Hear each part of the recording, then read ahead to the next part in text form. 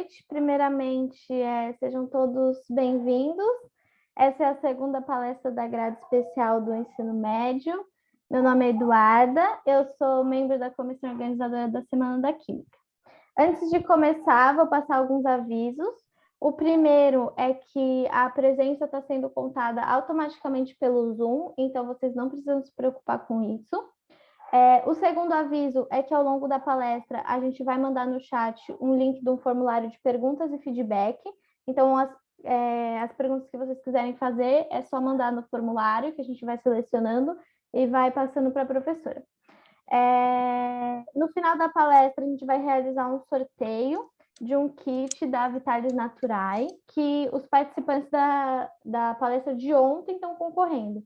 E quem está na palestra de hoje está concorrendo a um livro, chama Projeto Gemini, que a editora Excelsior Book One mandou para a gente, e o sorteio vai ser realizado no final da palestra de amanhã. Então, se vocês quiserem ver, acompanhar o sorteio ao vivo, é no final da palestra de amanhã que vai acontecer. E o último recado é que todas as palestras estão sendo gravadas e elas vão ser disponibilizadas posteriormente no nosso YouTube. Então, até as palestras da grade normal, se vocês quiserem ver, elas vão estar disponíveis lá no nosso YouTube.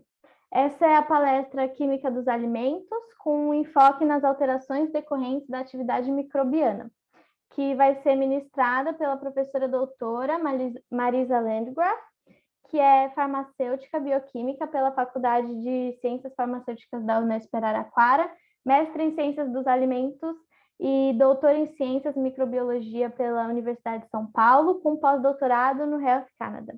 Ela é também professora associada do Departamento de Alimentos e Nutrição Experimental da Faculdade de Ciências Farmacêuticas da USP e professora colaboradora do IPEM, que é o Instituto de Pesquisas Energéticas e Nucleares. Atualmente, ela atua na área de microbiologia de alimentos, principalmente em segurança, inocuidade e qualidade de alimentos. E é pesquisadora principal do Food Research Center, um dos centros de inovação, pesquisa e difusão apoiados pela FAPESP.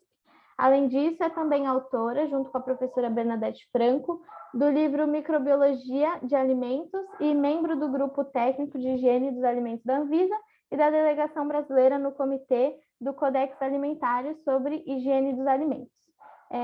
Dito isso, apresentada a professora, agradeço a presença de todo mundo e desejo uma boa palestra. Obrigada, Eduarda, pela apresentação. Eu gostaria de agradecer o convite que me foi feito e é um prazer estar aqui e mostrar para vocês, né, o que os micro-organismos podem fazer quando estão presentes em um alimento. Então, quando primeiro me convidaram para dar essa palestra sobre química dos alimentos, eu sou da área de microbiologia, eu falei, o que eu vou falar de química dos alimentos? Porque, na realidade, existe uma matéria chamada química dos alimentos. Mas também nós podemos ver o que acontece com a química dos alimentos quando os micro-organismos estão presentes. Então, eu vou falar um pouquinho para vocês, hoje mostrar um pouco para vocês quais são as alterações químicas que acontecem nos alimentos devido à presença dos micro-organismos nesse alimento. Então, eu vou falar um pouco sobre o alimento e micro-organismos, quais são as consequências da presença dos micro-organismos nos alimentos e duas mensagens para vocês levarem para casa, tá? Então, todo mundo, vocês sabem, né, que os micro-organismos, nós temos as bactérias, os fungos, que são bolor e leveduras, e os vírus, né, que estão tão em moda hoje em dia. E as bactérias, só para vocês lembrarem, elas podem ter a forma de coco, então, quando a gente olha ao microscópio, elas são redondinhas. Normalmente, elas, ao microscópio, elas aparecem com essa cor azulada, roxinha, né, na realidade, ou elas podem ter a forma de bacilos, e elas aparecem normalmente com uma cor vermelha. Esse daqui tem esse monte de cabelos, vamos dizer assim, que são flagelos.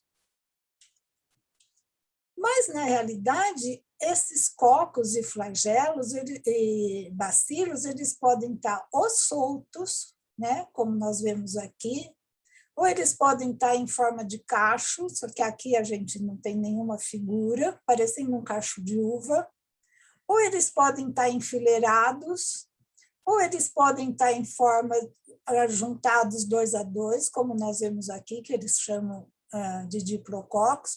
Quando eles estão em forma de cachos, eles são chamados de estafilococos, então eles ficam amontoados assim. E algumas vezes os bacilos, né, como aqui nós temos um bacilo também cheio de cabelos, vamos dizer assim, que são os flagelos e serve para a bactéria andar, caminhar, eles adquirem, eles se transformam numa forma de esporo, que é essa camada que a gente vê aqui, em volta do bacilo, que é quando a bactéria cai num ambiente agressivo para ela. Então, se ela cai num ambiente muito seco, tem algumas bactérias que elas não morrem, elas se transformam nessa forma de esporo e elas conseguem sobreviver ali. Daí, quando elas vão para um ambiente mais adequado para elas, elas voltam a adquirir essa forma de esporo. Tá ok? Nós temos bactérias que têm essa forma de vírgula, que são os vibriões. Então, o vibrio cólera, que dá cólera, que ocasiona cólera, tem essa forma quando é vista no microscópio. Outros têm essa forma de espirilos. Então, vocês veem que elas têm várias formas. Nós temos os fungos, que são divididos em bolores e leveduras. Então, aqui nós temos um tipo de fungo que a gente vê ao microscópio. Esse é outro tipo de fungo que a gente vê, esses dois são bolores.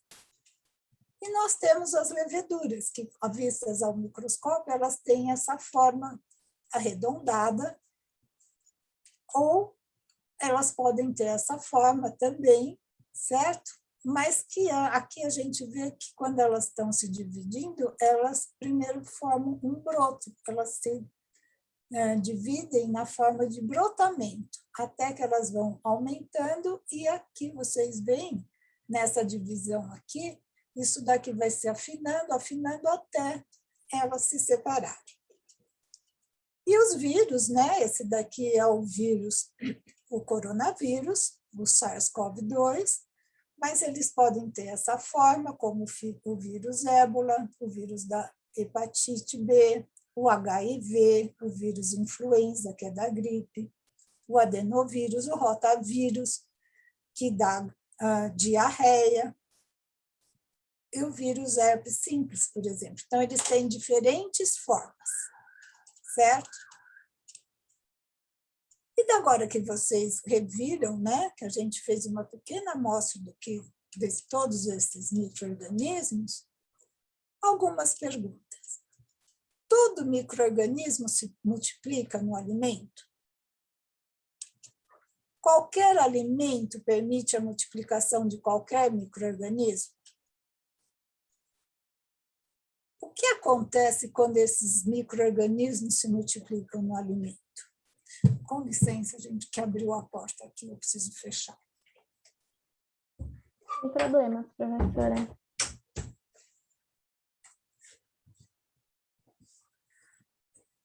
Uma coisa eu preciso dizer para vocês: não existe alimento sem micro-organismo.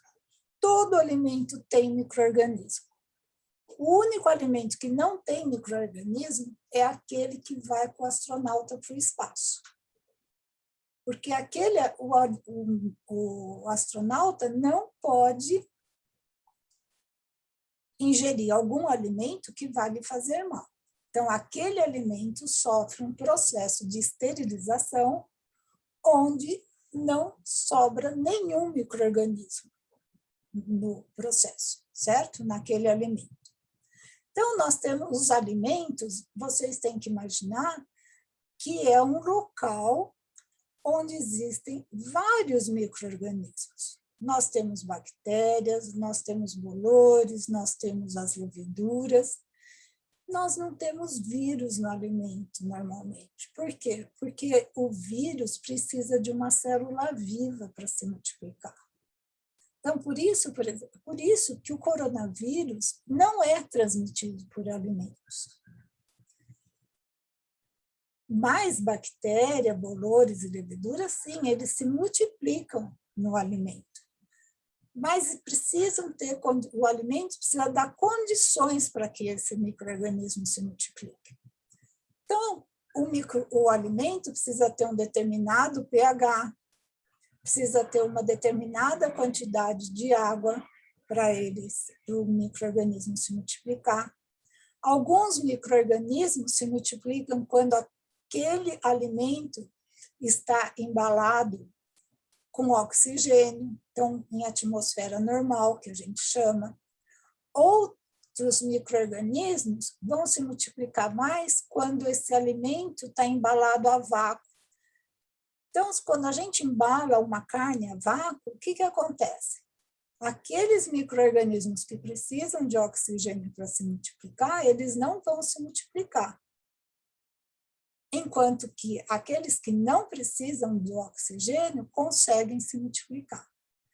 Só que quando a gente reduz essa concentração de oxigênio, e nós estamos impedindo a multiplicação dos micro-organismos que precisam do oxigênio, nós vamos fazer o quê? Nós vamos aumentar a vida de prateleira daquele alimento. Então, por isso que uma carne embalada a vácuo vai ter uma vida de prateleira, então vai durar mais do que uma carne que fica embalada em atmosfera normal, só embrulhada num plástico, por exemplo, tá ok? Então, nem todo micro-organismo se multiplica num alimento, não é qualquer alimento que permite a multiplicação de qualquer micro-organismo. Mas, quando permite, nós podemos ter 3 coisas. Nós temos aqueles micro-organismos que vão causar doença no consumidor. Ainda bem que são muito poucos. Então, nós temos uma imensidão de tipos, de grupos de micro-organismos, de espécies, de gêneros de micro-organismos, mas são poucos que vão causar doença no consumidor. E essas doenças, elas podem ser leves, então você ingere um alimento e depois você passa mal, você vomita, você tem diarreia, às vezes você tem um pouco de febre, você tem um mal-estar generalizado, você tem às vezes dor de cabeça, você fica mole, mas isso dura 1 dia, 2 dias e depois você já está bem. Ninguém vai ao médico por causa disso, certo? Tem outros que esses sintomas ficam mais graves. Então, tem diarreia, tem vômito, passa mal, sente dor de cabeça, fica mole, só que a intensidade dessa diarreia e desse vômito é maior. Vomita muito mais vezes, a diarreia também vai muito mais vezes ao banheiro. Então, isso faz com que a pessoa fique desidratada. E dependendo se é uma pessoa idosa, se é uma criança, ou se é uma pessoa que tem um sistema imunológico deprimido, ela vai precisar, sim, ir ao hospital para ser reidratada. E tem aqueles casos, aqueles micro-organismos em que os sintomas são graves. Por exemplo, o botulismo, certo? Vocês já devem ter visto ou ouvido falar da doença do botulismo.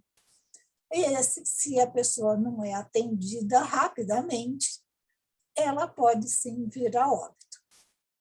E atualmente, nós temos outros micro-organismos, além do botulismo, que também causa óbito né? Leva a pessoa a óbito, dependendo das condições, mas isso não vem ao caso agora. A gente pode ter fungo como alimento, que são os cogumelos, certo? Então, aqui nós temos alguns tipos de cogumelo, então temos o chimerse, o paris, o shiitake, o portobello, que são fungos superiores, né? São cogumelos que são comestíveis. E nós temos aqueles micro-organismos que, quando se multiplicam no alimento, vão dar origem a um novo produto. Então, eles são utilizados na produção de alimentos. Um dos mais conhecidos, que vocês gostam muito, é a cerveja, certo? Então, na produção da cerveja, a gente tem o quê? A adição de levedura. E o que nós temos? Nós temos a malteação, então a cevada vai ser transformada em malte. Depois, durante a malteação, o que acontece? As enzimas são liberadas e que vão converter o amido em açúcar. Nós temos aqui a produção do mosto, né, que é uma mistura, o malte é misturado à água. Daí a gente pode ter a adição de adjuntos cervejeiros, então nós temos cereais não maltados, como milho e arroz, que vão formar o mosto. Daí isso é aquecido e a gente adiciona lúpulo. Nós temos a fermentação e maturação. Então nós temos a adição da levedura, que vai transformar os açúcares do mosto em álcool. E depois nós temos a maturação, que é quando nós temos as reações químicas que irão moldar o aroma e o sabor definitivo da cerveja. Aí passa por uma filtragem que vai separar, né, as impurezas e os materiais particulados. E no fim nós temos, então, o líquido, né, que é a cerveja, que vai ser colocado, vai ser envasado, né, ou em garrafas ou em latas, e vai ser pasteurizado. Então, a pasteurização aqui vai servir é aquecido e é resfriado e vai, então, aumentar o prazo de validade, a vida de prateleira desta cerveja, certo?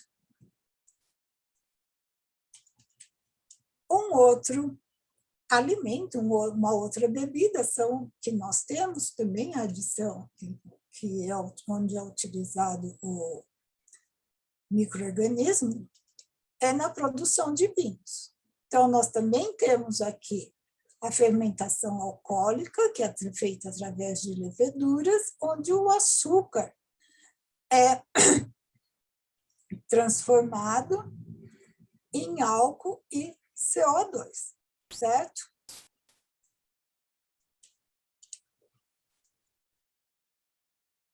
E os derivados do leite? Nos derivados do leite, nós teríamos muita coisa a falar, mas eu escolhi 2 produtos. Um deles é o queijo.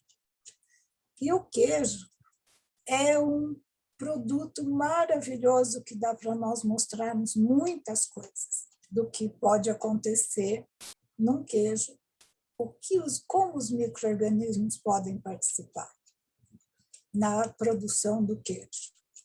Vejam só, a gente tem, na produção do queijo, nós temos o leite, certo?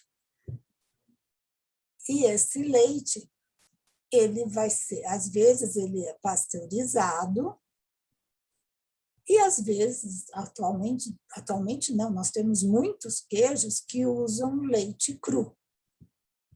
Aqui no Brasil, um dos mais famosos é o queijo da canastra. Então, nesse leite, nós vamos adicionar, muitas vezes, uma cultura starter ou uma cultura iniciadora. Mas já no próprio leite, nós temos bactérias do ácido lático, nós temos bactérias que são da família Enterobacteriaceae, nós temos estafilococos, que estão presentes aqui quando nós começamos a produzir o nosso queijo.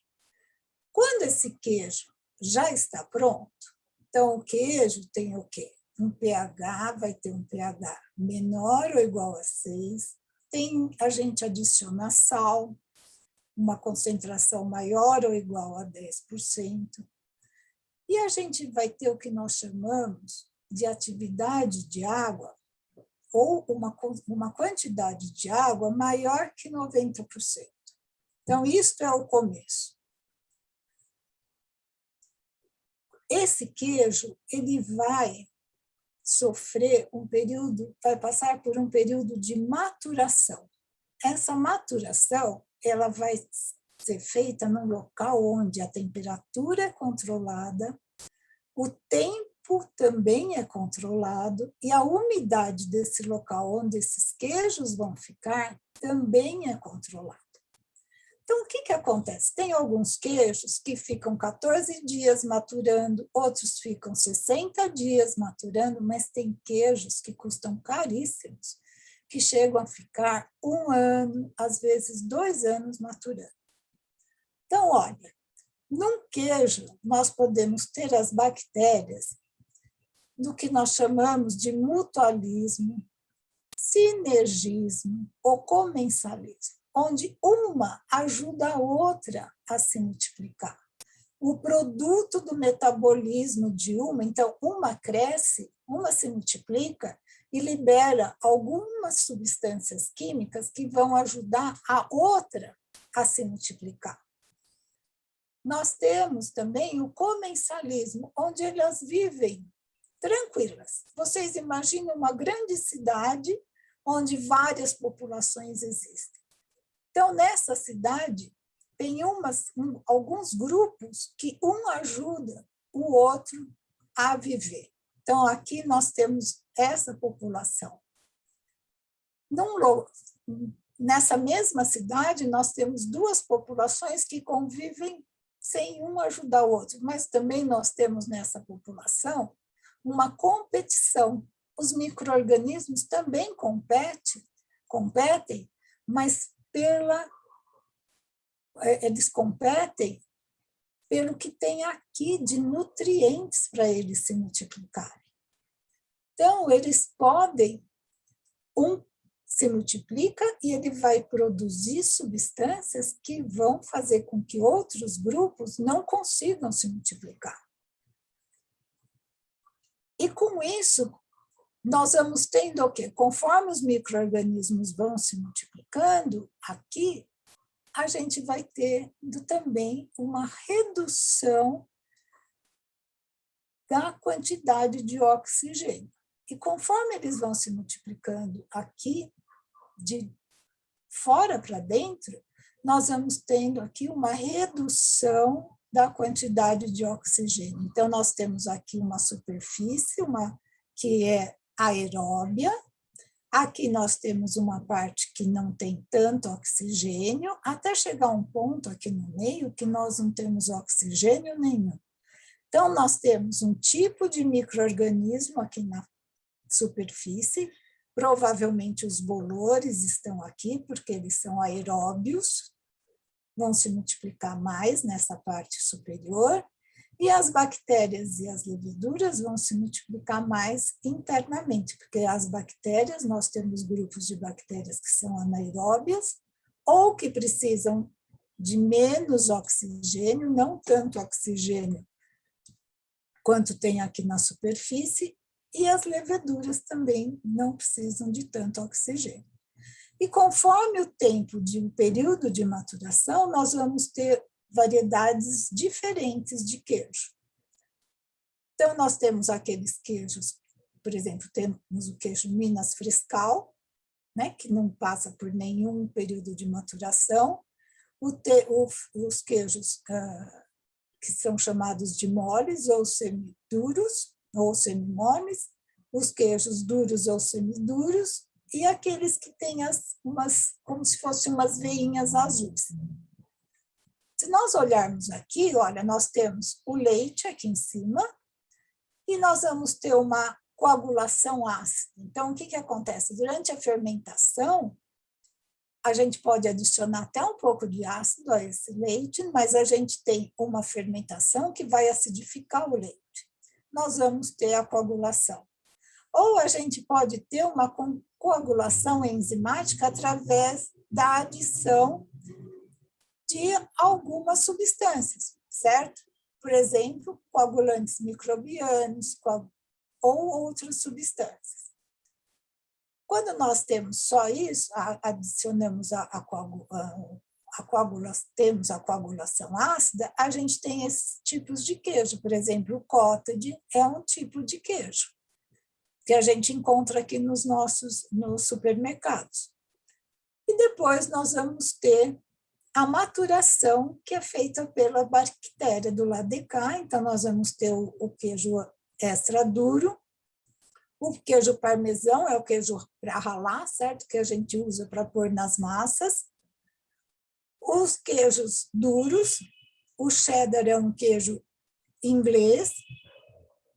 Daí aqui, na coagulação enzimática, nós temos aqueles que são maturados através da adição devido à multiplicação, ao crescimento de bolores, que pode ser, esse crescimento pode ser na superfície, então a gente tem esses queijos franceses, o brie, o camembert, ou no interior do queijo, então o roquefort, que forma aquelas veinhas azuis, o gorgonzola, né, que é famoso, o roquefort também, e aqui nós temos esses outros tipos de queijo, por exemplo, a de fila, né? A mussarela, quando ela é feita, a gente fala que ela é filada, porque chega um momento que você tem que esticar a massa da mussarela. E daí faz uma bola e ela fica do jeito que a gente conhece, ou põe nas formas e fica do jeito que nós conhecemos. Mas antes a gente tem que fazer a filagem para ela ficar do jeito que nós queremos.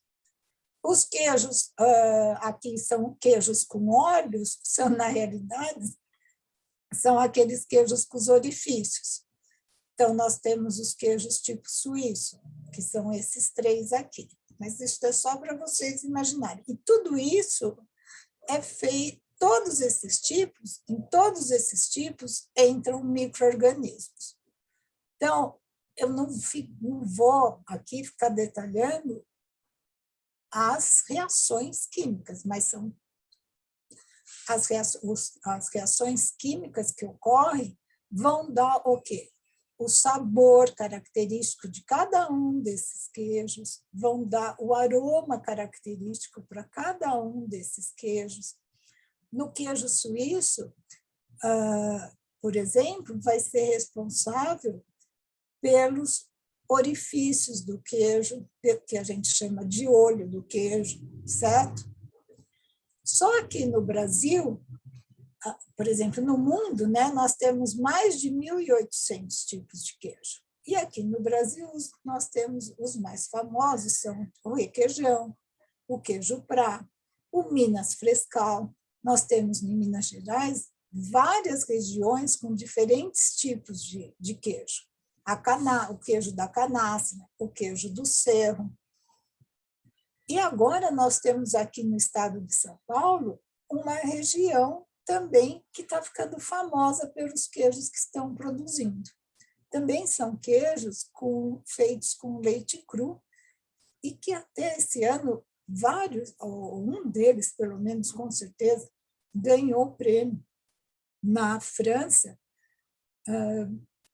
por causa do sabor que tem o queijo. Não só esse, mas outros queijos da Serra da Canastra e de outras regiões do Brasil também ganharam prêmios nesse Festival do Queijo na França. Então, queijos frescos, olha, o Minas Frescal, a ricota é um queijo fresco, o cottage, tem esse queijo aqui fresco ultrafiltrado, que ele é um queijo fresco que é ultrafiltrado e faz com que o prazo, a vida de prateleira dele seja mais longa do queijo Minas Frescal. Os queijos semiduros, nós temos o queijo suíço, olha, quando eu falo para vocês dos orifícios, dos óleos, né, são esses daqui. Esses óleos são produzidos por CO2, que é produzido durante a fermentação por um micro-organismo, por exemplo, pelo Propionibacterium. O nosso queijo prato é outro queijo, também famoso aqui, né? No nosso meio, o Minas Padrão, o Gouda, que também nós encontramos aqui nos nossos supermercados, o cheddar, como eu falei para vocês, que é um queijo inglês, americano também, mas esse é mais difícil de ser encontrado aqui. Um queijo cheddar bom aqui é mais difícil. Mas todas as características de sabor, de aroma desses queijos, textura, são dadas pelos micro-organismos que estão presentes nesses queijos. Os queijos duros, né, como eu já falei, o parmesão, o pecorino, o provolone, também são exemplos onde os micro-organismos têm a sua função no desenvolvimento das características. Eu falei para vocês nas culturas estáveis, né? Então, essas culturas podem ser bactérias ou fungos. Algumas dessas bactérias são mesófilas. Então, essas bactérias mesófilas são aquelas que se multiplicam bem a temperatura de 37 graus Celsius, 30 graus Celsius, enquanto que as termófilas são aquelas que se multiplicam bem a temperaturas de 55 graus Celsius, 50 graus Celsius, 60 graus Celsius, certo? E nós temos, entre as mesófilas, olha, são todas bactérias do ácido lático. Então, são bactérias que produzem ácido lático quando elas se multiplicam. As bactérias termófilas também, todas essas são bactérias do ácido lático. E os fungos aqui, esses bolores, o Penicillium camembert, é utilizado na produção do queijo camembert. O Roquefort é utilizado na produção do queijo Roquefort. E os iogurtes. Um outro exemplo, né, muito famoso, vamos dizer assim, do uso de micro-organismos, onde os micro-organismos vão utilizar o leite, os componentes que estão no leite, para originar um novo produto. Então, nós temos aqui o iogurte tradicional, e aqui nós temos um iogurte grego, né, onde vocês percebem que a textura dele é diferente, e aqui um iogurte natural, integral, que é só leite e fermento vivo, que é a mesma coisa, vamos dizer, praticamente que esse daqui.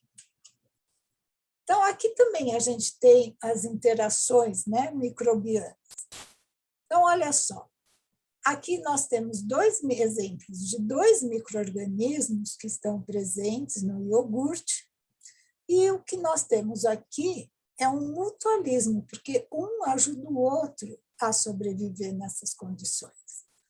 Então, o que nós temos? O Streptococcus thermophilus, ele produz CO2, piruvato, formato, folato, ácidos graxos de cadeia curta e ornitina, que vão auxiliar o Lactobacillus bulgaricus, subespécie bulgaricus, ou simplesmente Lactococcus bulgaricus, Lactococcus bulgaricus, a se multiplicar nesse ambiente.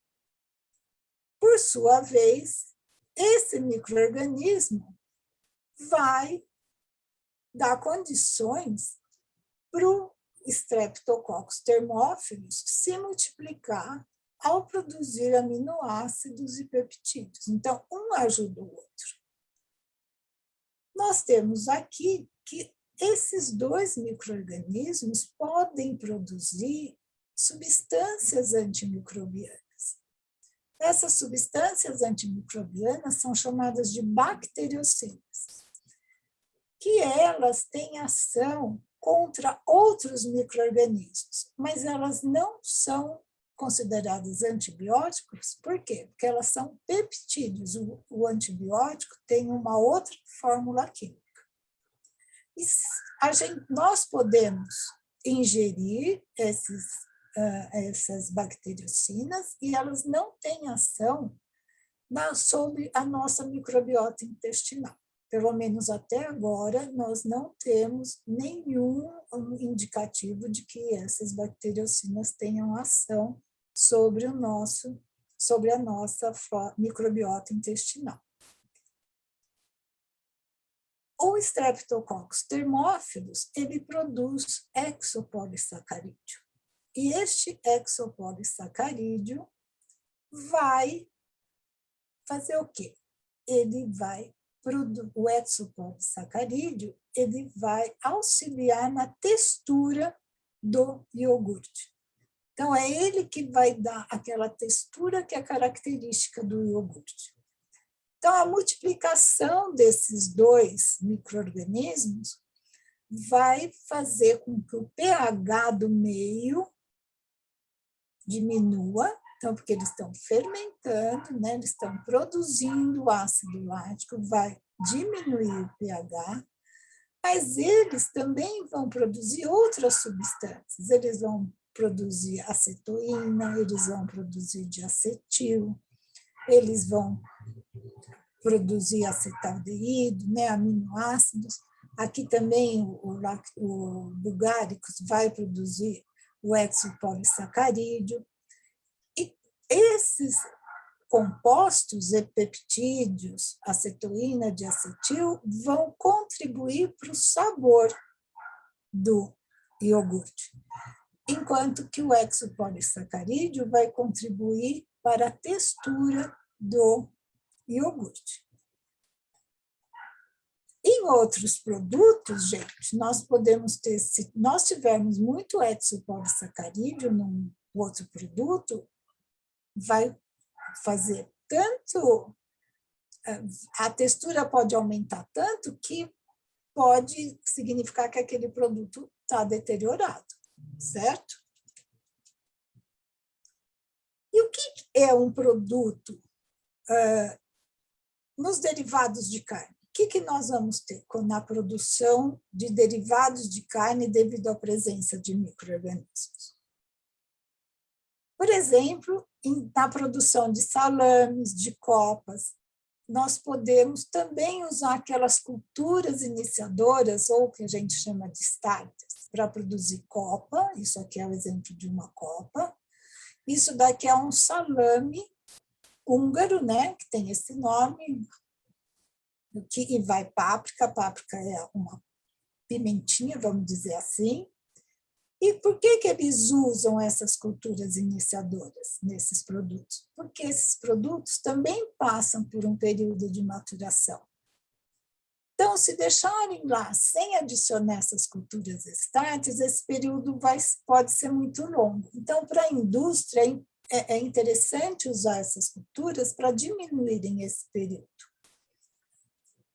Essas culturas vão ajudar no desenvolvimento da cor, porque elas vão reagir, os produtos que elas formam nessa carne, os produtos do metabolismo dessas culturas vão reagir, por exemplo, com o pigmento vermelho da carne, com a mioglobina da carne, que vão dar essa cor característica desses produtos.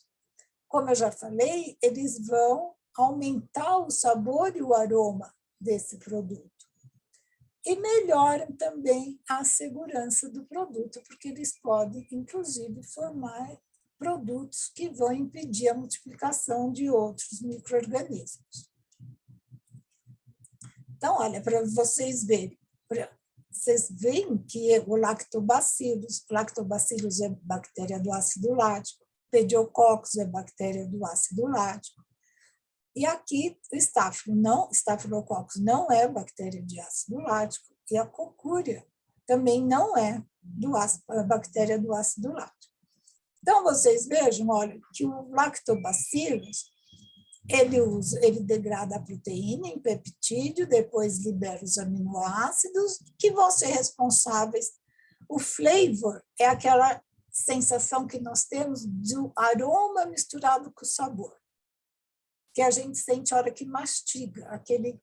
É uma sensação muito característica da mistura do sabor, do aroma, que nós temos a hora que nós estamos mastigando, que nós estamos ingerindo o produto. O lactobacillus atua, degrada o carboidrato, dando ácido pirúvico, ácido lático, que também vai contribuir para esse flavor. O pediococcus, olha, ele também reduz o pH de 6 para 5, 4,8, e aqui vai coagular a proteína, que vai ser responsável pela textura do produto. O pediococcus também produz bacteriocinas, então ele vai aumentar a vida de prateleira daquele produto. A cocúria, olha, ela reduz o nitrato, a nitrito, a óxido nitroso, e ela vai agir sobre a cor. Lembra que eu falei que ajuda na cor, na fixação da cor? O estafilococcus, ele vai prevenir a rancidez. E aqui ele vai agir sobre os lipídios, né? Então liberando ácidos graxos que podem sofrer oxidação, ou oxidarem, dar o flavor, vai prevenir a rancidez ou não, né?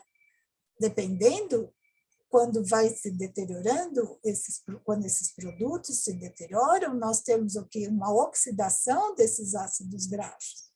E a gente, em vez de ter esses estafilococcus, esses grupos, não conseguem prevenir a rancidez depois de um tempo. Então, nós vamos ter alteração desse sabor, aroma, e a gente fala que está com sabor de ranço. Então, até um ponto, eles ajudam a dar o sabor, o aroma, fixar a cor, né? Aumentar a vida de prateleira. Mas todo o alimento tem uma vida de prateleira. Depois de um tempo, ele vai se deteriorar, ele vai se estragar. Então, um outro tipo, né, da presença, uma outra consequência da presença de micro-organismos no alimento é o que a gente fala da deterioração do alimento. Ou quando a gente fala que o alimento está estragado. E o que é? E o que é um alimento estragado? O alimento estragado, a gente fala porque a gente já conhece o alimento sem estar estragado. Se a gente não conhece o alimento sem ele estar estragado, a gente não pode falar que o alimento está estragado. Você pode falar que você não gostou daquele alimento, mas nunca que ele está estragado. Certo? Então, por exemplo, no leite de caixinha, né, no leite UHT, a gente destrói os micro-organismos, mas tem alguns micro-organismos que têm enzimas que são termorresistentes, que elas não são destruídas pela alta temperatura. Então, essas enzimas, elas podem causar rancidez no leite, amargor, então o leite fica amargo, ou podem ainda provocar coagulação doce. Muitas vezes o leite fica coagulado no fundo da caixa. No queijo, em alguns queijos, os óleos fazem parte da característica do queijo, mas em outros não. Olha aqui, a gente pode ter produção de gás, então é o CO2, e a gente tem, olha só aqui, nesse queijo, isso daqui não é característica dele, certo? Esses orifícios, esses olhos enormes. Aqui isso daqui é causado por um tipo de micro-organismo, que a gente chama de Clostridium, e essa é uma fermentação tardia que ele provoca. Então, aparece depois de um tempo que o queijo está pronto. Em compensação, aqui nós temos vários orifícios, certo? Vários olhinhos. Isso daqui é causado por um outro grupo de bactérias. Já não é fermentação tardia, que isso acontece logo que o queijo está pronto. E esse é outro caso, né? Aqui você tem o queijo que não aparece tanto, aqui vocês veem só um pedaço, né? Mas aqui vocês veem, olha, a formação de excesso de CO2, onde, olha a rachadura que fez no queijo. Isso daqui é totalmente inaceitável, certo? Então, isso daqui é feito por lactococcus que não fazem parte da microbiota normal desse queijo, certo? Ele não é adequado. Estufamento, a gente pode ter o estufamento do queijo. Então, aqui vocês veem que tem um pequeno abaulamento aqui, certo? O que aconteceu aqui formou tanto gás, olha, que até aumentou. Isso daqui não era para estar aqui, isso daqui era para ser retinho. Não era para estar aumentado, assim, levantado, essa parte do queijo. Nós podemos ter alteração na cor. Isso daqui aconteceu na Itália. Então, o aparecimento de cor azul em bolas de queijo mussarela após a abertura das embalagens. Então, olha, era branquinho, né? Aqui vocês veem alguns, aqui começando, e essa daqui sai bolinha de mussarela já totalmente azulada. Então, causado por uma bactéria chamada Pseudomonas. Essa bactéria se multiplica na geladeira, se multiplica em qualquer lugar. Ela é terrível.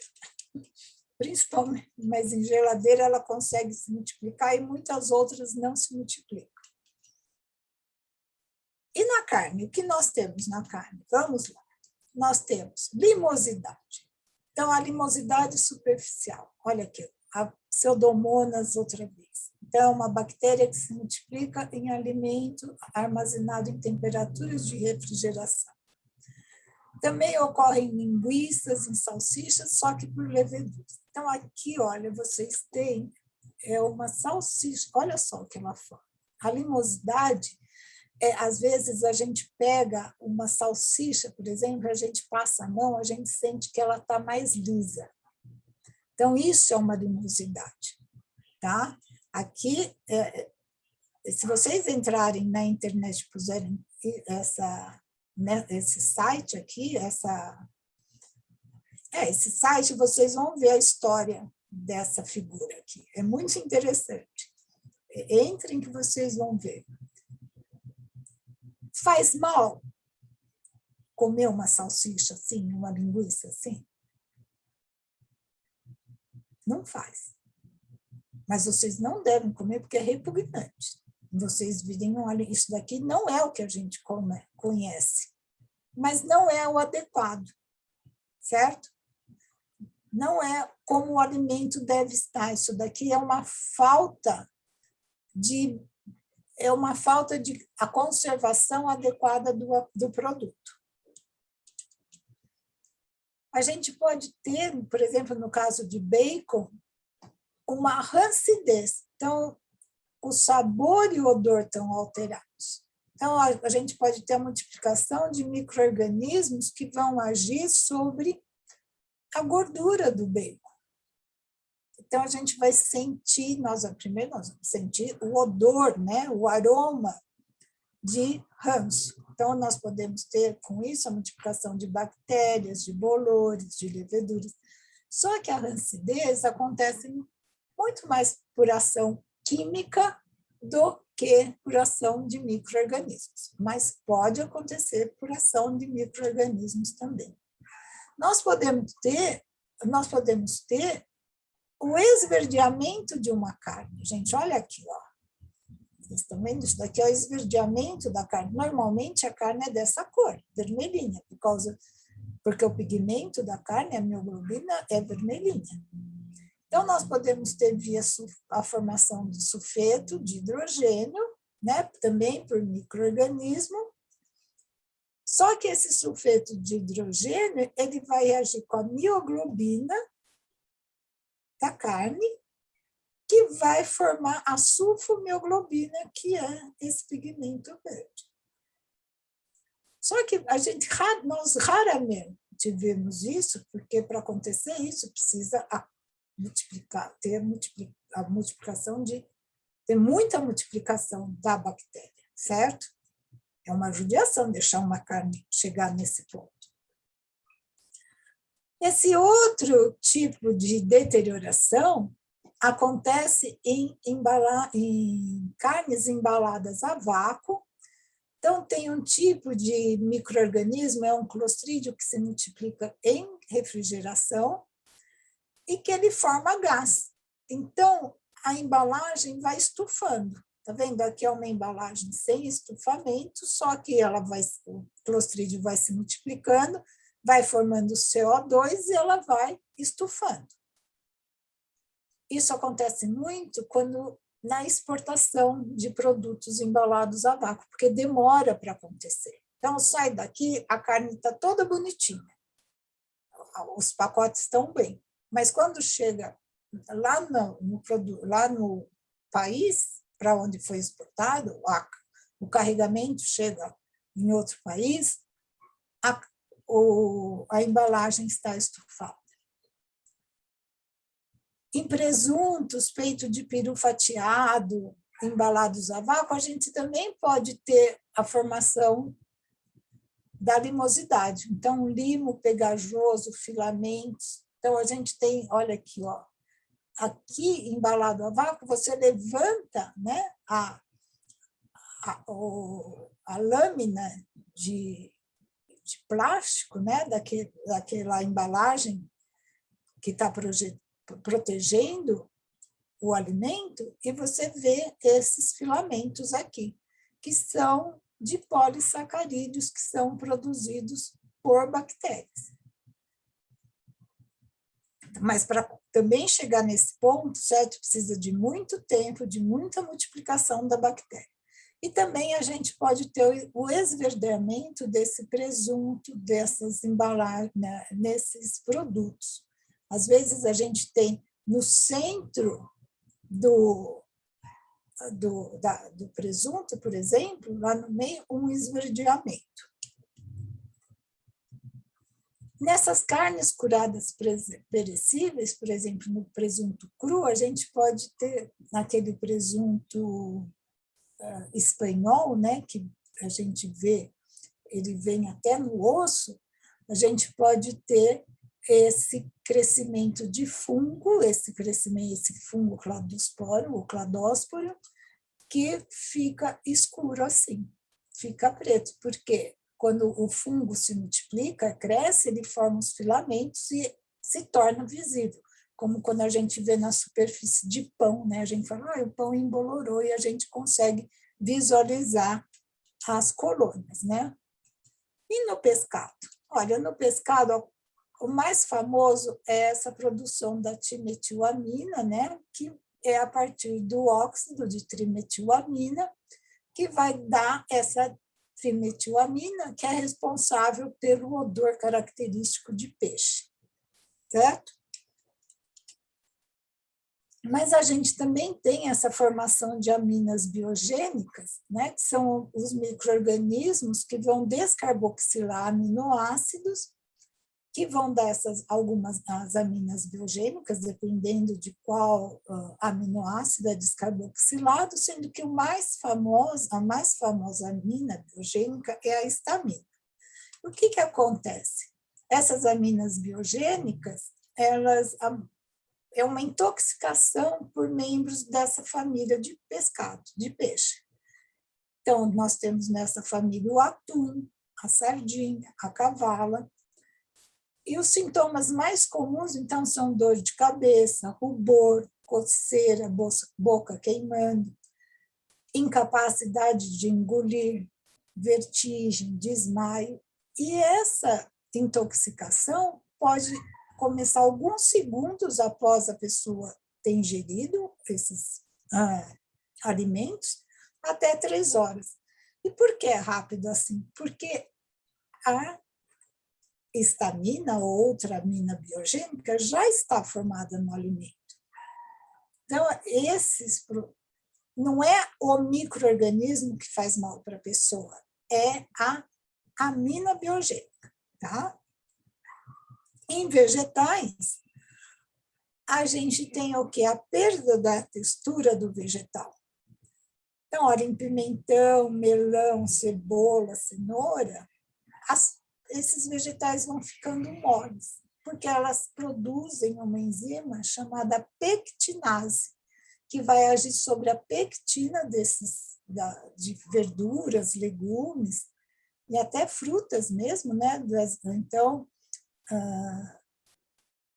de vegetais, e vai destruir a pectina. Então, vai fazer com que esse vegetal fique mole. Olha aqui, no morango,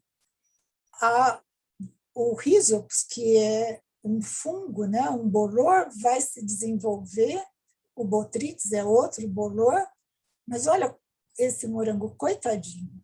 Aqui você vê esse peludinho, é o rhizopus, e esse daqui, que já não cresce, aparecendo esses pelinhos, vamos dizer assim, né? Não tem essa característica aqui de penugem, é o botrytis. Então, causa o apodrecimento, né? Que cresceu tanto que o morango apodrece. Então, ela é chamada de podridão mole ou apodrecimento e leva o nome do micro-organismo. Então, vocês veem que um cresce, mas depois o outro também começa a crescer. Então, o alimento é um ambiente propício para o desenvolvimento de muitos micro-organismos. Olha aqui, na banana a gente tem o apodrecimento da coroa, então, aonde juntam, né, todas as bananas aqui, né, se unem nesse cacho, aqui a gente tem a coroa, e a gente tem perdas severas por causa desse apodrecimento da coroa. Olha, até 70% do que é produzido é perdido, se não tomar cuidado. Então, a gente é também chamado de apodrecimento mole preto, olha aqui, ó, e libera um aroma etéreo devido à fermentação da glicose. Então, é um aroma de éter que fica aqui. Se a gente aproximar, vocês conseguem sentir.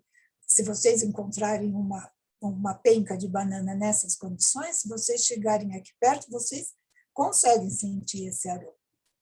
E tem algumas frutas, né, que externamente elas estão ótimas. A hora que você abre, elas aparecem com essa podridão. Então, aqui é uma maçã, né, que aparece com essa parte aqui podre. Então, na realidade, o micro-organismo começa a se desenvolver de dentro para fora. E essa todo mundo conhece, né? É uma podridão azul que a gente fala, ou verde, dependendo de quão avançado está essa deterioração. Então, é o penicílio em laranjas e limões, isso daqui todo mundo já viu na sua casa, né? E antracnose, que são essas pintinhas pretas que a gente tem, que é causado pelo coletotrico. Aqui eu pus uma banana, mas ela pode estar em manga, em banana, ela pode estar em ervilhas, em vários vegetais. Olha aqui, em tomate. Então, uma vez eu estava dando aula e um aluno falou: nossa, professora, eu nunca vi uma banana, uma casca de banana sem essas pontinhas, esses pontinhos negros. Na realidade, essas que não têm os pontinhos negros são exportadas. Então, quais são as mensagens que eu gostaria que vocês levassem para cá? Uma coisa muito importante, gente. O alimento que pode causar gastroenterite ou outra doença, porque, por exemplo, o botulismo não causa gastroenterite. O botulismo causa sintomas neurológicos. nós temos um outro micro-organismo também que pode causar doença e é transmitido por alimentos, que é a Listeria monocytogenes, e ela começa causando ela tem sintomas que começam parecidos com uma gripe, com um resfriado, mas ela pode causar meningite, ela pode causar outros problemas que não são gastroenterite. Ela até pode causar gastroenterite também, mas os surtos que a gente tem relatados na literatura são principalmente desses outros sintomas.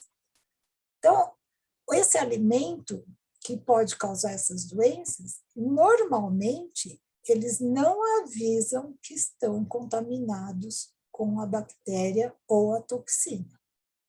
Então, a bactéria se multiplica. Se ela tiver que produzir a toxina, como é o caso do botulino, como é o caso do Staphylococcus aureus, o alimento não altera o aroma, não altera a textura, não altera o sabor. Nós comemos, nós repetimos esse alimento e nós não percebemos nada de anormal. Só depois de um tempo, cada bactéria tem o seu período de incubação para os sintomas aparecerem, é que nós vamos ver que aquele alimento, que alguma coisa nos fez mal, tá? Enquanto que o alimento deteriorado altera sabor, altera aroma, altera textura, altera a cor. E nós desprezamos esse alimento. Nós desprezamos porque, como eu já falei para vocês, nós sabemos que aquele alimento, nós conhecemos aquele alimento antes dele ter se deteriorado. Então, nós temos na nossa memória como é aquele alimento sem estar deteriorado. Nós rejeitamos aquele produto. Mas, na maioria das vezes, ele não vai nos fazer mal. Nós rejeitamos porque nós sabemos que ele não está com aquilo que nós conhecemos previamente. Só que nós não conhecemos. Agora, tem algumas pessoas que podem passar mal se comer o alimento deteriorado, porque ela pode ter algum problema com alguma daquelas substâncias que são produzidas. Com algumas das substâncias que são produzidas, certo? Então, é melhor não comer. Eu indico que vocês não comam alimento deteriorado. Desprezem o alimento que não está como vocês conhecem. Tá ok? Então, o alimento deteriorado raramente causa doença. Na maioria das vezes, não causa doença. Não conheço na literatura algum relato de alimento deteriorado que tenha causado doença. Então, agora ficou aberta, estou aberta às perguntas. E obrigada mais uma vez, eu espero não ter cansado a audiência com tanta informação. Imagina, professora, Muito foi obrigada. ótimo. A gente já tem algumas perguntas aqui. Então, se a senhora quiser, eu já vou lendo. Pode. A primeira pergunta é: os micro-organismos que trazem malefícios se multiplicam melhor em ambientes com mais oxigênio? Não, não é bem assim, porque nós temos aqueles que se multiplicam na presença de oxigênio. Por exemplo, agora eu vou ter que falar o nome de bactéria. Por exemplo, Staphylococcus aureus se multiplica tanto na presença como numa quantidade menor de oxigênio. O Clostridium botulinum se multiplica na ausência de oxigênio. Depende do micro-organismo. Tem uns que se multiplicam tanto na ausência como na presença. Tem uns que precisam de uma quantidade muito pequena de oxigênio, precisam até de uma quantidade de CO2 para se multiplicar. Então, a gente não pode falar que tem uns que na presença de oxigênio, tem uma maior quantidade do que na ausência, tá? Uhum. Beleza. Então, a próxima. Gostaria de saber se, com o avanço do conhecimento sobre micro-organismos e com a menor incidência de doenças causadas por esses seres presentes em alimentos, existe uma tendência nas próximas décadas à produção e consumo de alimentos mais naturais, por motivos de saúde pública, meio ambiente, etc., ou se o uso de conservantes artificiais e consumo de alimentos ultraprocessados parece ser um caminho sem volta. Não, vamos lá. Vamos começar por partes. Primeiro, o número de doenças transmitidas por alimentos por causa da presença de micro-organismos não está diminuindo. Olha, diminuiu um pouco agora, durante a pandemia, em alguns países, pouquíssimos. Aqui no Brasil, nós não temos estatísticas dessas doenças, tá? Então, nós não podemos comparar, não vamos dizer se diminuiu ou não. Nos Estados Unidos, que tem uma estatística muito boa, eles não têm esse dado. Tem 2 países da Europa que eles falaram que teve uma pequena diminuição, que agora eu não vou lembrar quais são, mas muito pouco. Mas, de uma maneira geral, nós não temos essa diminuição, não. Então, essa é uma primeira coisa. Uhum. Aí você podia... Repete para mim a segunda parte. Olha, alimentos, como que é? Ela pergunta, existe uma tendência nas próximas décadas à produção e consumo de alimentos mais naturais, ou se o uso de conservantes artificiais e consumo de alimentos ultraprocessados parece ser um caminho sem volta? Não, eu acho que é assim, você tem as escolhas, certo? Não é que é um caminho sem volta. Nós temos os alimentos. Esse termo ultraprocessado é um termo meio... Eu não gosto muito de usar, não. Eu acho assim, que a gente tem os alimentos processados e aqueles que não são processados. Vamos dizer, os alimentos que nós preparamos em casa, tá? Uhum. Os alimentos preparados em casa. Não é um caminho sem volta. Você sempre vai ter o alimento processado e o não processado. Isso é uma escolha que o consumidor vai fazer. A indústria de alimentos está tentando, sim, usar menos aditivos químicos. Mas tem para alguns produtos, gente, vai ser muito difícil. Tá? Vamos, um exemplo. Para controlar o Clostridium botulino, olha, a indústria não vai ser fácil. Por exemplo, todo mundo gosta de um presunto, todo mundo gosta de uma copa. Por exemplo, o uso de alimentos enlatados. A gente ingere todo dia alimento enlatado? Não. Eu não uso. Mas eu não uso por quê? Porque eu não preciso. Mas em algumas condições, gente, a gente precisa. Certo? Quem faz acampamento, dependendo de onde vai levar um alimento enlatado. Então, a gente precisa ser racional.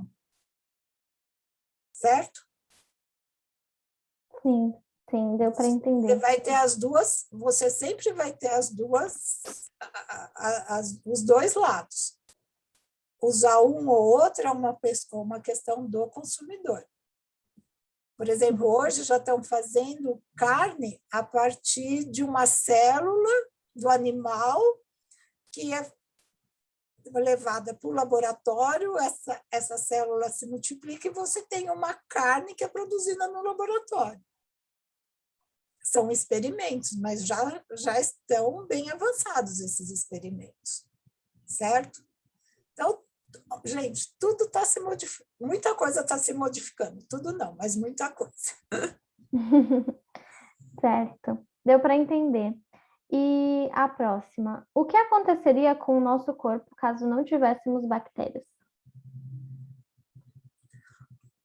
Gente, como assim?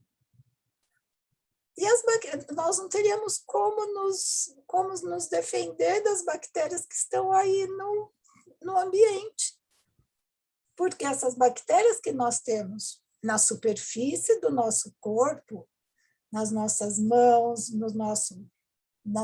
na nossa pele, né?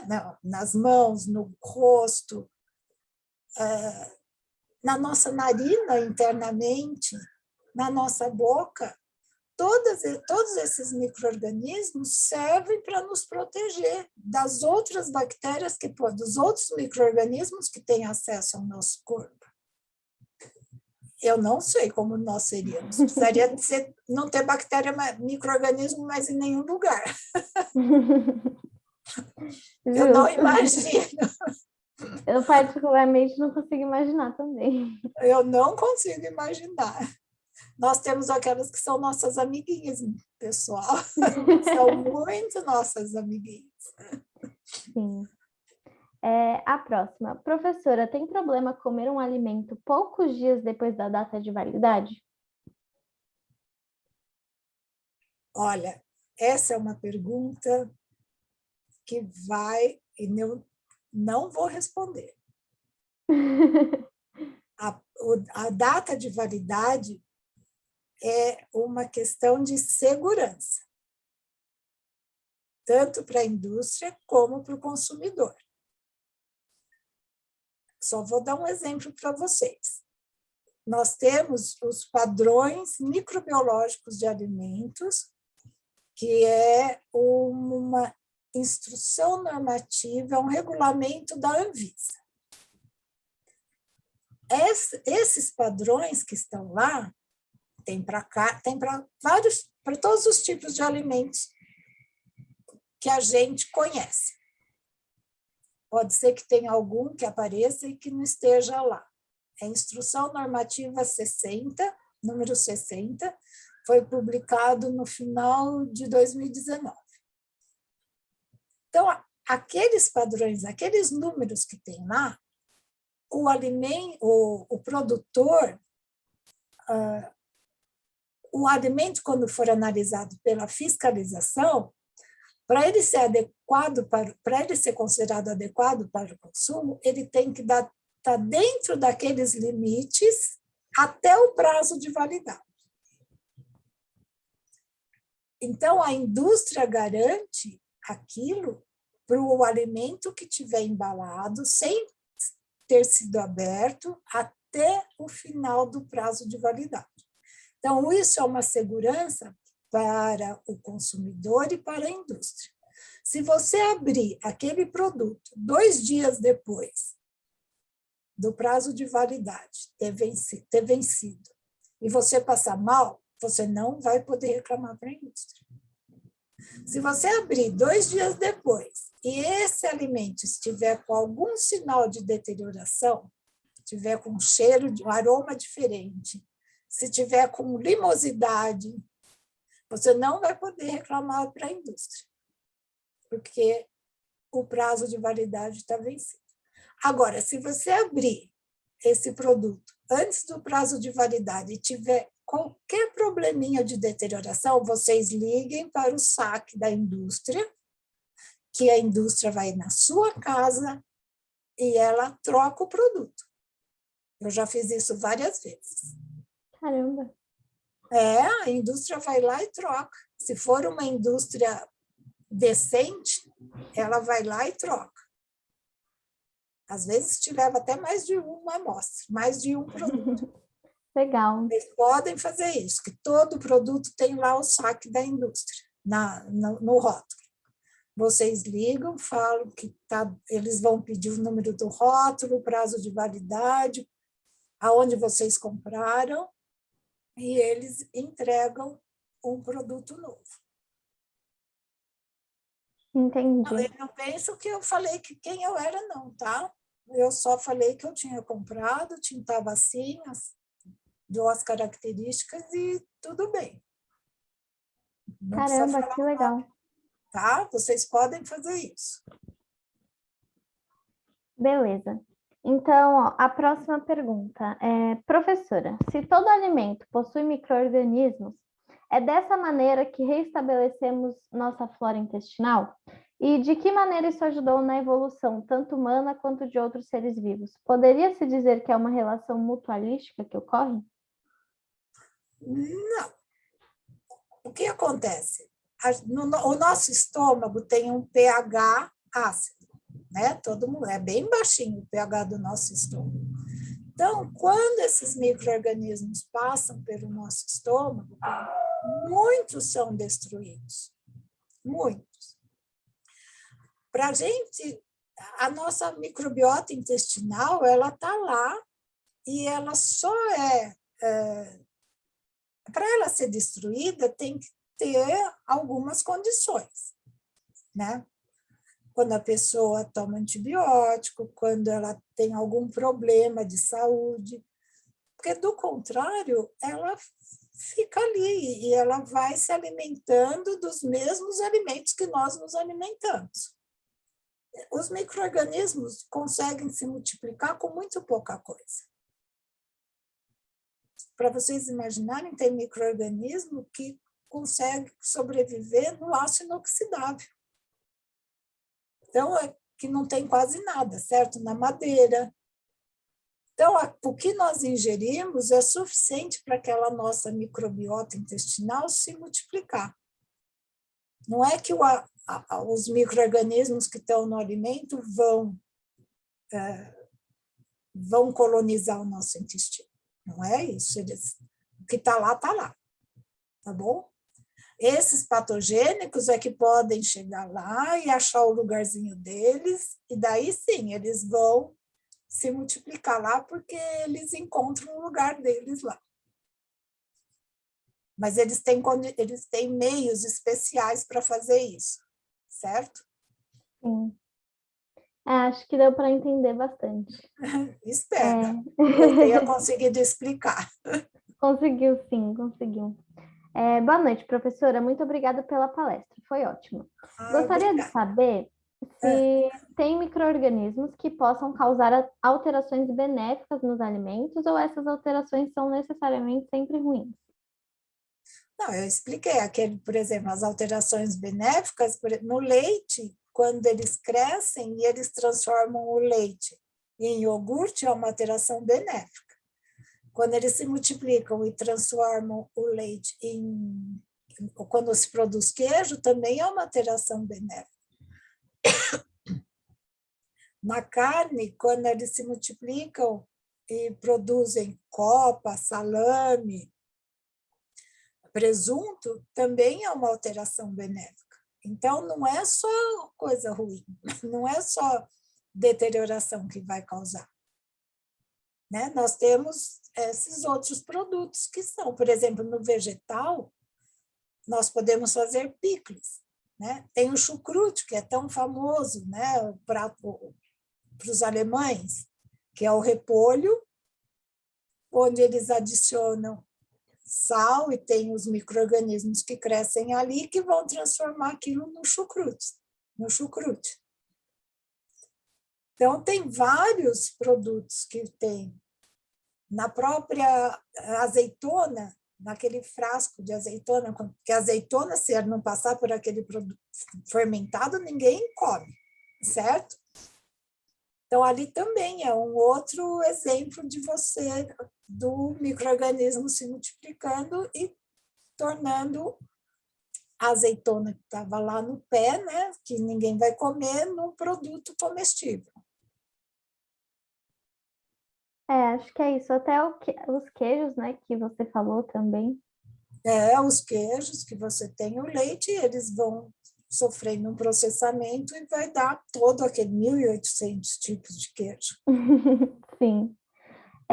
A próxima pergunta. Professora, boa noite. Minha dúvida é, até que ponto podemos modificar um alimento sem fazer com que ele perca todos os seus valores nutricionais? Além disso, sei que não devemos ingerir um alimento em deterioração, por motivos óbvios, mas eles também acabam perdendo o valor nutricional de alguma forma? Como que é a primeira parte? A primeira parte. Professora, boa noite. Minha dúvida é, até que ponto podemos modificar um alimento sem fazer com que ele perca Tá. todos os seus valores nutricionais? Não, então, por exemplo, você tem o leite, ele tem um valor nutricional. O queijo, desculpa,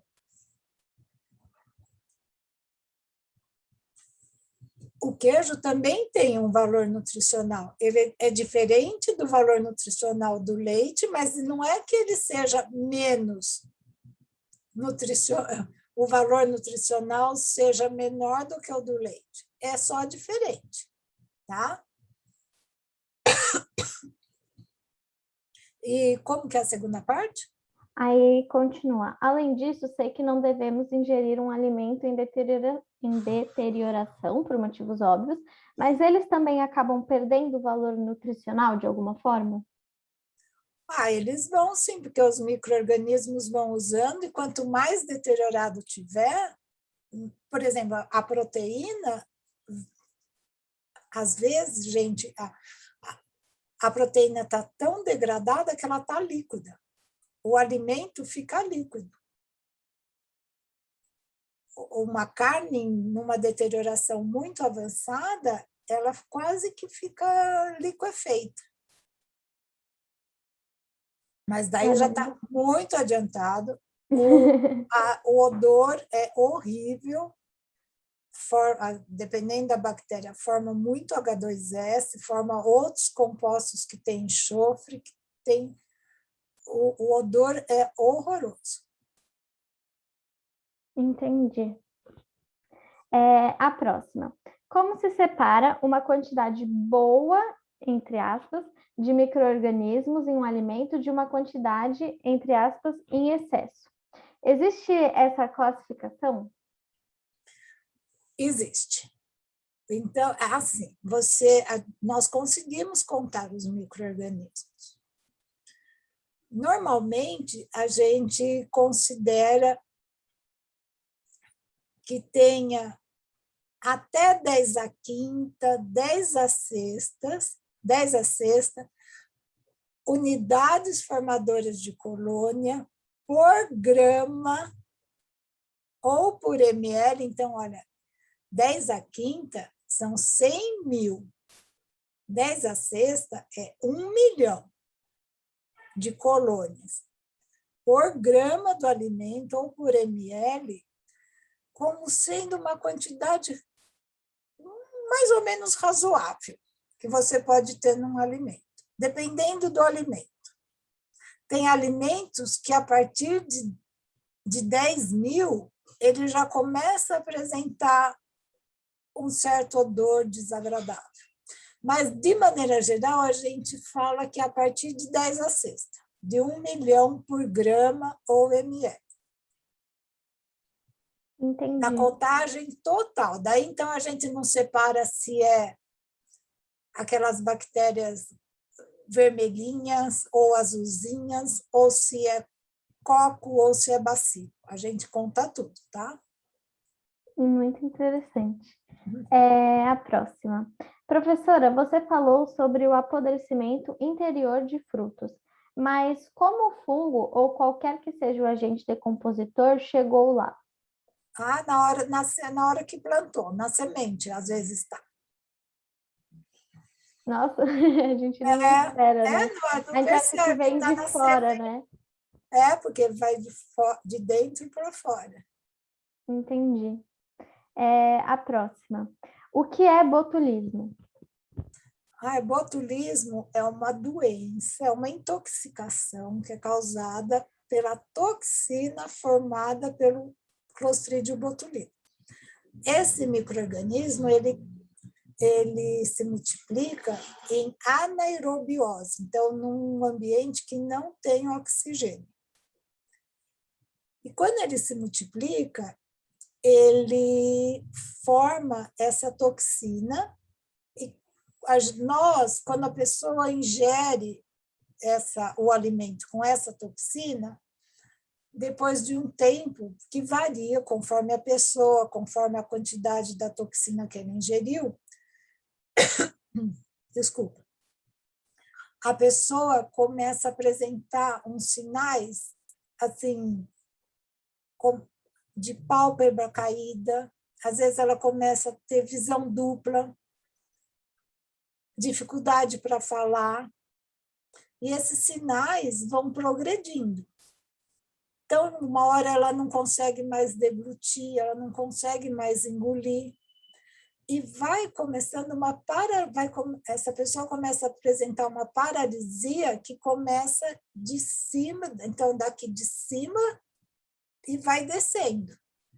E se ela não for tratada logo, ela pode vir a falecer, ela pode vir a óbito. Já teve casos aqui no Brasil, alguns casos, e quando tem casos, aparece no jornal, na televisão, a mídia fica sabendo. Entendi. A próxima pergunta.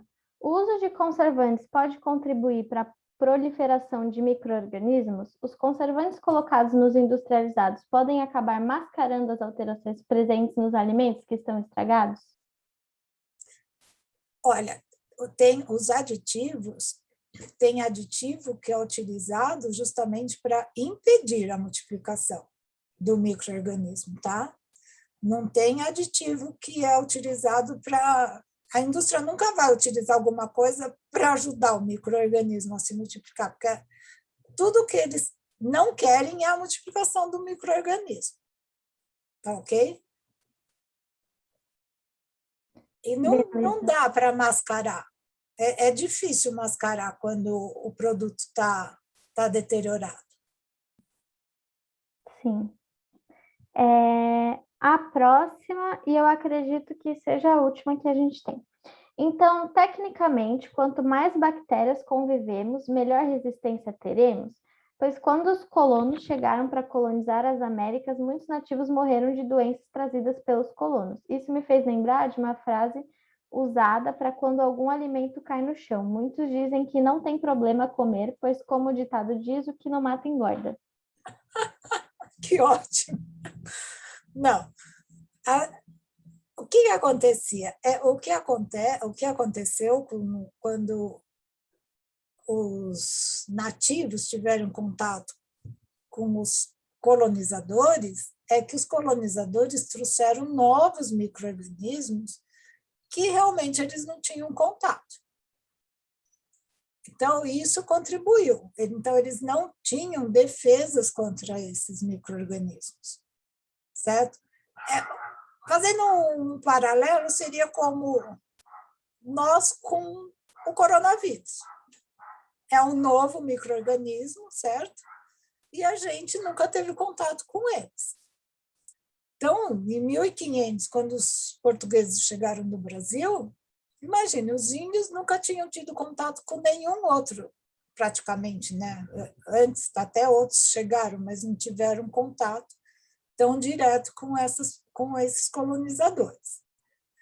Ou talvez tenham até tido, alguns tenham morrido, mas não se sabe, né? Tem um trabalho que fala que, dependendo de quanto tempo fica no chão o alimento, você pode ou não comer, certo? Eu não como. Agora, tudo vai do que você conhece. Gente, eu sempre falo uma coisa quando eu dou aula. A gente comer é um risco, como tudo é na vida. Você vai atravessar a Avenida Paulista, ao meio-dia, você corre um risco. É um perigo você atravessar a Avenida Paulista ao meio-dia, certo? O ato de você atravessar. O risco é X. Se você vai atravessar a Avenida Paulista à meia-noite, o perigo é o mesmo, só que o risco é muito menor. Então, você vai decidir que a hora que você vai atravessar a Avenida Paulista ao meio-dia, qual é o risco que você vai correr? Você vai esperar o sinal fechar e abrir para você pedestre, ou você vai enfrentar, né? Quando você come, é a mesma coisa. Aquele alimento, você sabe a origem dele? Se você souber, é mais fácil você escolher. Se você não souber, você vai correr o risco, certo? Sim, é verdade. Eu falo para vocês, eu não tenho medo, eu como. Eu sei que se eu comer e passar mal, é um risco que eu estou correndo. Sim, realmente. E comer é tão bom, não é? É verdade.